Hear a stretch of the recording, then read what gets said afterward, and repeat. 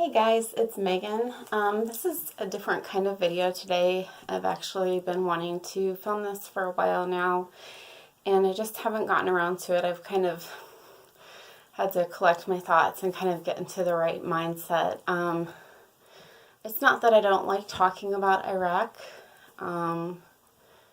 Iraq was something that I would definitely do again for my country, and I get asked sometimes if you would go back again, and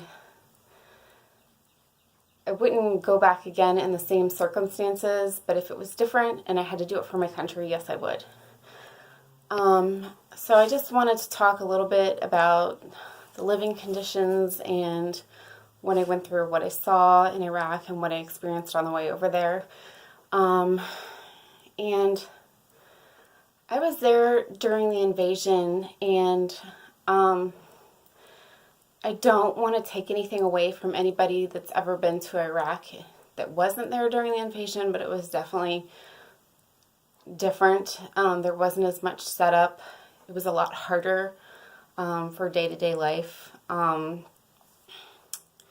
So let me just start back from on the way over there. So I'm 21 years old. I just turned 21 a month and a half prior before I went over there, and I just gotten married 2 weeks before I went over there, and I actually was dating this guy, and he ended up being my husband, and we ended up having 2 kids together. We're not together anymore, but he's an amazing father, and I don't have anything bad to say about him. I think he's an amazing person. But anyway, so we got married. Once we found out that I was going over there, I was so terrified. I told him, I was like, oh my God, what if I die over there? What if I never come back? I was just like, I've never even been married. I've never had kids. I just turned 21 years old. And I know looking back, that's kind of a stupid reason to get married, but when you're scared like that and you think that you might die and you're, just turned 21, it seemed like a good reason. So, not to say that I didn't love him, because I really did love him, and he's, like I said, we still talk like every day, and he's a great guy. Anyway, so we got on the plane to go over there, and it was a chartered plane. They had special flight attendants for us, and the flight attendants were amazing. They gave us everything that we needed, and we ended up stopping at JFK, and they actually cordoned off like a special part of JFK so that nobody could see us in our desert camis. We didn't have like ACUs back then, because they didn't have like the pixelated camouflage that later came on later. So anyway, we were in this section of JFK, and we're just waiting to get on the plane again, because we were flying from Fort Lewis, which is in Washington near Seattle, to JFK. And from JFK, we were going to go on to Heathrow, which is in London, if you didn't know that. So anyway, we kind of felt like celebrities. We were just like, wow, nobody's allowed to see us. Nobody's allowed to know where we're going. We couldn't even tell our families where we were going. And honestly, we really didn't even know. We knew we were going somewhere over to Operation Iraqi Freedom. And when I say OIF, that's what I mean, Operation Iraqi Freedom. Some people don't always know what OIF means. So when I refer to that, that's what it means. So anyway, we were only at maybe JFK for maybe like 30 minutes to an hour. It wasn't very long. Then we got on the plane again with the same flight attendant. Well, different flight attendants, but it was the same people that were trained to be with soldiers, and they had gone through all kinds of special classes to fly over to the Middle East to assist the soldiers. And they were, like I said, they were amazing. I can't say enough good things about them. And we got meals, we got movies and everything like that. We got to Heathrow. Well, when we were in Heathrow, we were waiting for permission to Turkey to land in Turkey. And Turkey didn't really know if they wanted to get involved in the war yet. So we had to wait at Heathrow. And we ended up waiting at the Heathrow on the airplane for something ridiculous, like 8 hours. And finally, they sent us to I think it was like a Royal Air Force base in in London. So anyway, we ended up staying at this Royal Air Force Base until we got permission from somebody to go where we were going. So anyway, long story short, as you guys know, Turkey did not get involved in the war, so we could not go to Turkey. So we ended up going from Heathrow to Qatar. And we got to Qatar and we ended up staying in an Air Force base. And Air Force bases are really nice compared to anything Army, Navy, or Marines. I mean, it's just always, they always have more money. They always, if you ever join any military service branch, join Air Force. That's what everybody says. Their basic is easier. Everything's easier. They always have really good bougie stuff. So anyway, we got to Qatar. We stayed in Qatar for a little while. Nothing really eventful happened in Qatar. From Qatar, we took a C5, which was pretty frightening for me. I'd never been in a C5 before. And a lot of other people were really scared too because, you know, they're so loud. And, you know, we didn't really know if we were going to get shot down or not. Even the pilots told us before we started, hey, we might come under fire. This might happen. And this is what you do. And you know, everybody was like, what? Excuse me? So anyway, we got into the C5, and I remember there was this one part when we were in the C5, and we were flying past this really tall building, and it had one of those blinking, like, orange lights on top of it, and everybody that wasn't sleeping, everybody thought that was like the wing was on fire because we were so paranoid. We were in that alert status, but it was just, you know, the blinking light from the skyscraper. So anyway, we ended up landing in Bahrain. We ended up refueling. We ended up dropping off some stuff, I believe. And then we went from Bahrain to Kuwait. And Kuwait was really, really hard. That's where, you know, it's really hard for me to talk about this stuff, but I'm not going to talk about everything that happened to me over there, but I'm going to give you guys some details. Like, I remember when we got to Camp Doha, which is pretty much where everybody goes when they first get to OIF, and we were sleeping in this huge bay, and, like, this alarm went off, and it was something ridiculous, like 2 in the morning, and I didn't know what it was because I'd never heard it before. Well, it was a gas alarm, and wouldn't you know it, that my gas mask was at the very bottom of my, not my backpack, but my rucksack. So I just quick jumped out of bed, and I saw everybody throwing on their gas masks, and I was like, holy shit. And excuse my foul language. There is going to be foul language in this video, so if it offends you, I'm sorry, but I don't really know how else to describe how I felt. I mean, I was that afraid. So anyway, jumped out of bed, and I was like, holy shit, and I saw everybody throwing their gas mask on. And I was like, oh my God, I don't know where a gas mask is. It's like at the bottom of my rucksack. So I stood up, unsnapped it, just, you know, threw everything apart and just dumped it all out and just threw on my gas mask. But it was really frightening because they say when, like, you're under chemical attack, you only have, like, I believe it's either 20 seconds or 30 seconds. I've been out of the military for a long time, so if I'm wrong, please excuse me.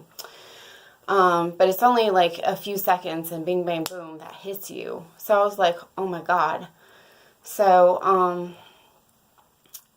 from that point on, from being at Camp Doha, you had to wear your gas mask, and several times we had to throw them on. I remember one time I was waiting in line and to talk to my husband on the phone, and yes, we had to pay for our phones, which I think is fucking ridiculous, because if I'm putting my life on the line to protect my country, I feel like I should be able to call home, call my husband, whatever, and it shouldn't cost me, like, you know, $50 for a stupid phone card. And, you know, this was back before cell phones were really mainstream. I mean, this was back in 2003, so not everybody had cell phones yet like they do now. So anyway, one time I was waiting in line and I had to throw on my gas mask. Another time I was on my way to the chow hall, and just a lot of things like that just kept happening at Camp Doha, and it was really, really quite frightening.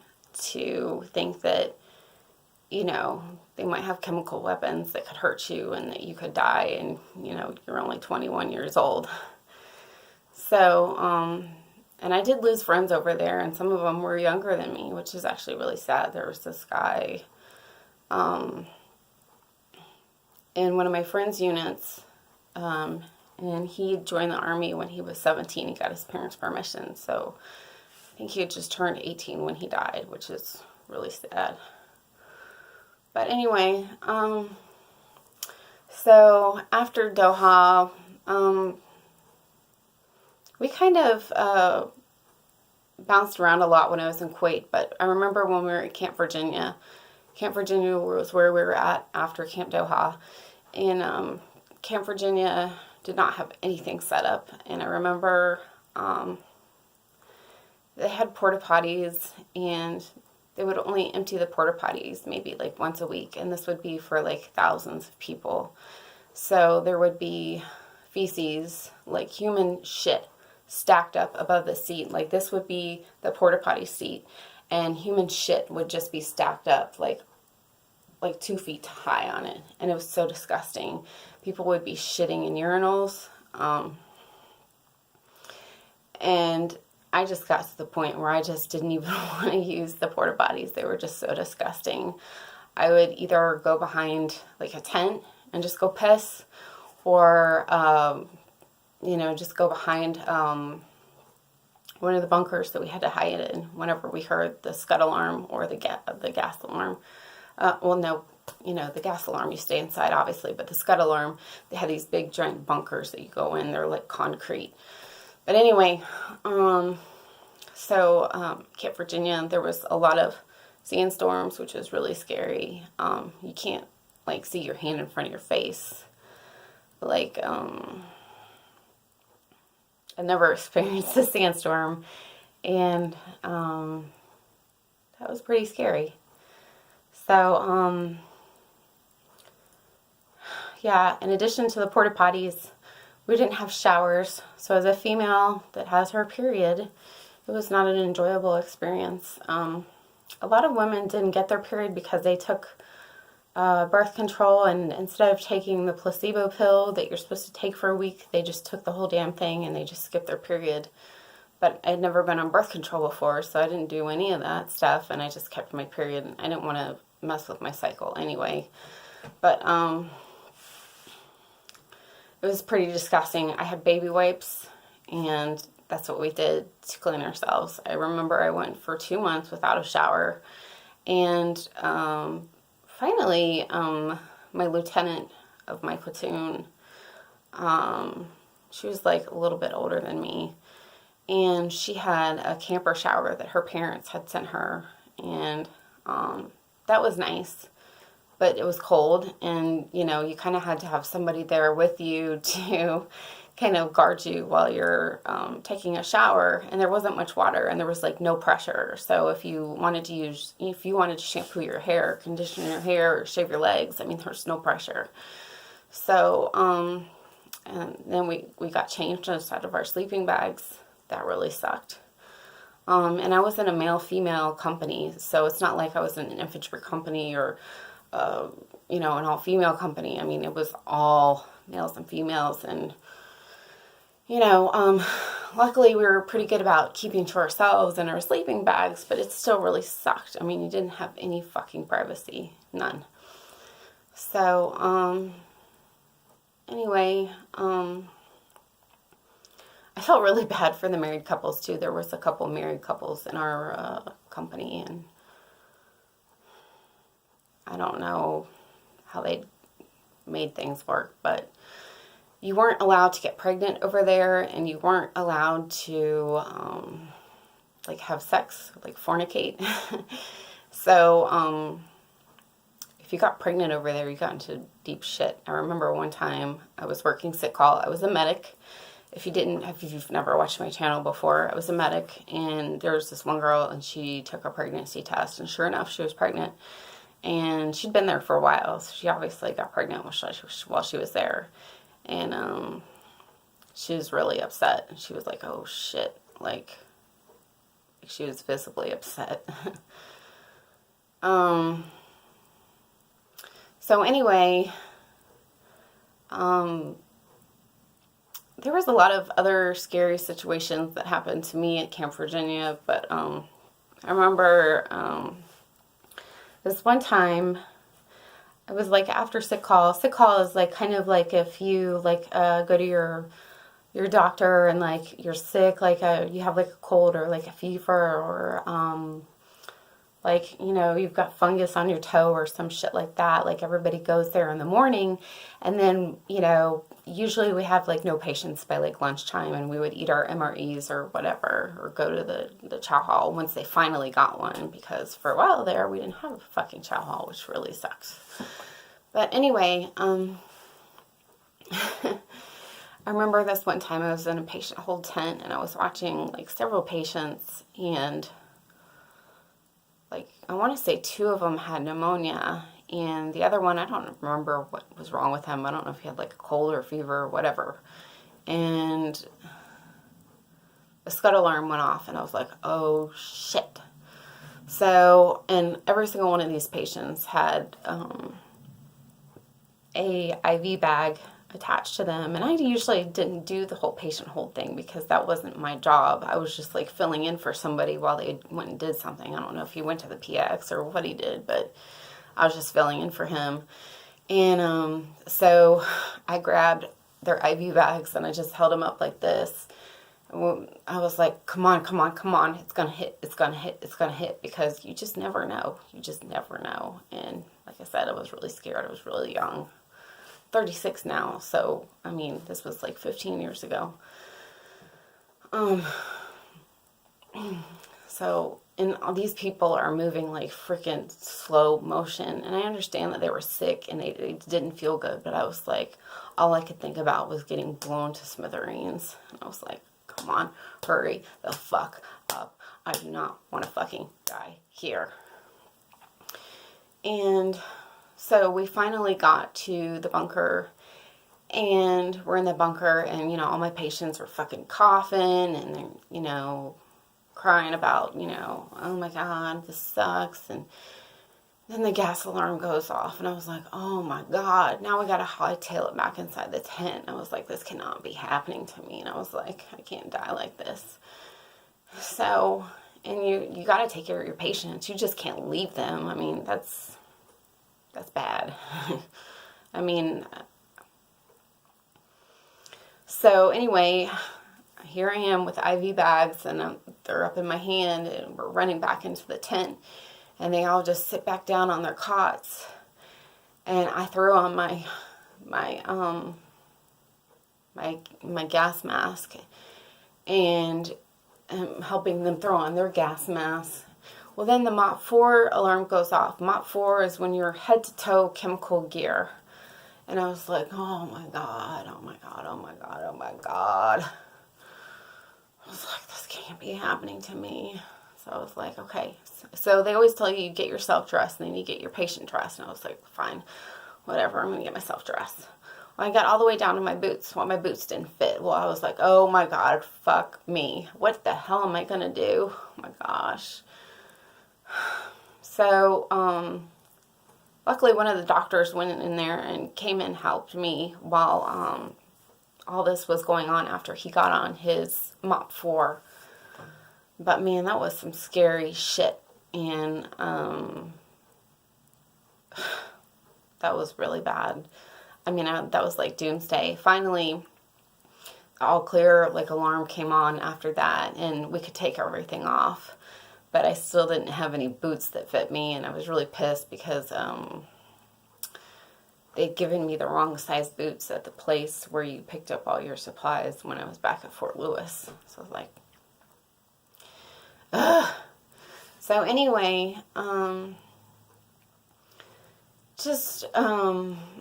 as a medic, you can imagine I saw a lot of bad wounds. I saw a lot of guys coming back from the front lines at Camp Virginia. A lot of them are infantry guys. I remember this one guy was from Fort Benning, and he was just like head to toe shrapnel. And I don't know if he'd been hit by a roadside bomb or if they just threw it at his vehicle or what happened, but it was sick. Pretty sick. I remember this one time we had like this, he wasn't even in the army. He was like a civilian contractor. He came into our tent at one of the other bases, and his arm was like severed right here, and like it was just like hanging on by like a thread. And he didn't speak English. He spoke Arabic, and we were like, oh shit. And he's all freaking out. So we had to go. I don't remember if I ran and got the interpreter for another girl, but I remember we were freaking out looking for the interpreter because there was only one interpreter on this base. It was a really small base. It was down by the coast. And so we finally found the interpreter, and she kind of calmed him down and talked to him, and they took him to the hospital and shit. And I don't know if he was able to keep his arm or what happened, but that shit was sliced in half. There was, obviously a lot of other stuff too. I remember there was a really bad car accident, well, not car accident, like Humvee accident that had happened. And I'm not really sure the specific details because it was so long ago. But I remember it was like just before I was about to get off my shift, and there was just people head to toe covered in blood. And they took up every single one of our cots, and we had something ridiculous like 10 cots, and maybe it was more than that. So I remember like one time we had to drive through this area in the ambulance, and I wasn't on the ambulance team, so I didn't usually drive in the ambulance, but we had to drive in this ambulance through like this chemical area, and like you had to drive with your gas mask on, and luckily I wasn't driving because I wouldn't have been able to do that shit. But that was like, what in the world's going on here? Like I really thought I was gonna die over there. Oh my goodness. Like I said, there's a lot of stories that it's just too painful for me to talk about right now. I might be able to share them later. There is this one really sad story that I'd like to just kind of close with. It's really sad. Actually happened when my husband went over there, and he was infantry, and his brigade was the first brigade to use the strikers, and they were going down this really narrow road, and on the sides of this narrow road were both canals. And my husband was in front of this one striker, and this one striker, it like swerved to miss something, and it flipped over into the side of the canal. Well, the TC is the guy that like gives directions. Hey, you do this, you do that, and anyway. And then the driver, they both sit on top, so they got out. But everybody in the back, they were trapped by all the gear because all the gear fell over in the back, and it was blocking the door. And the water was really murky. It was really like disgusting, like muddy water, like nasty. And so a lot of people like ended up dying inside of the striker. They drowned, which really sucks because my husband was one of the people that had to pull out the bodies, and like he was friends with all these people, and it's just really sad. One of them was like 18 years old, and the other another guy that I know of, he had 6 children.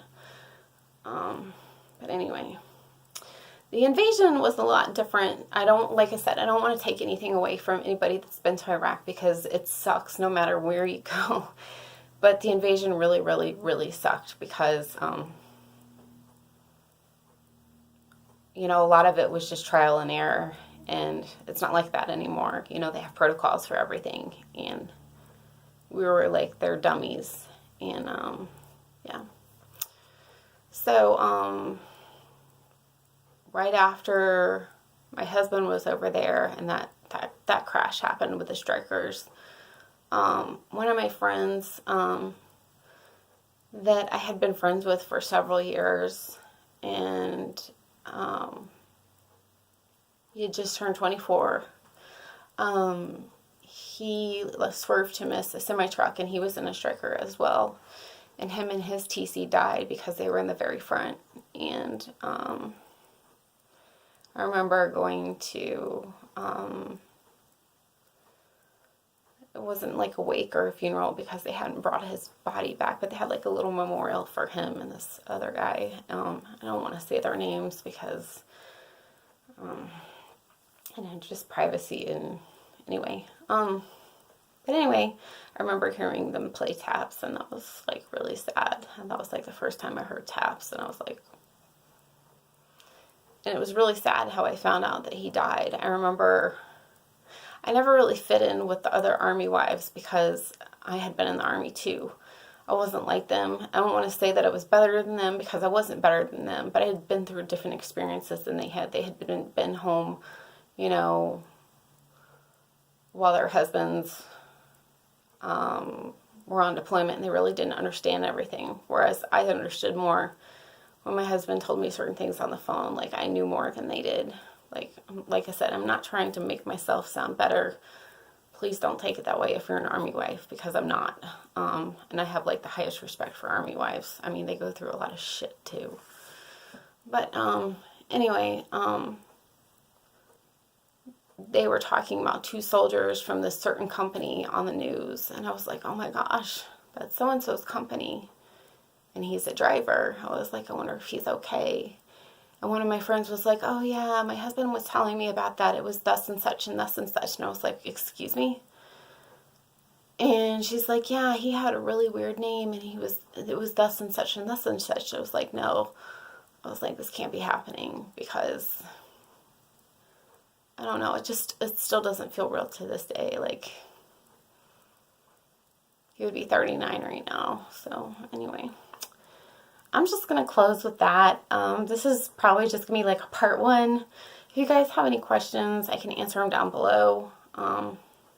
So yeah, that was my experience at OIF. And thank you so much for watching. Bye.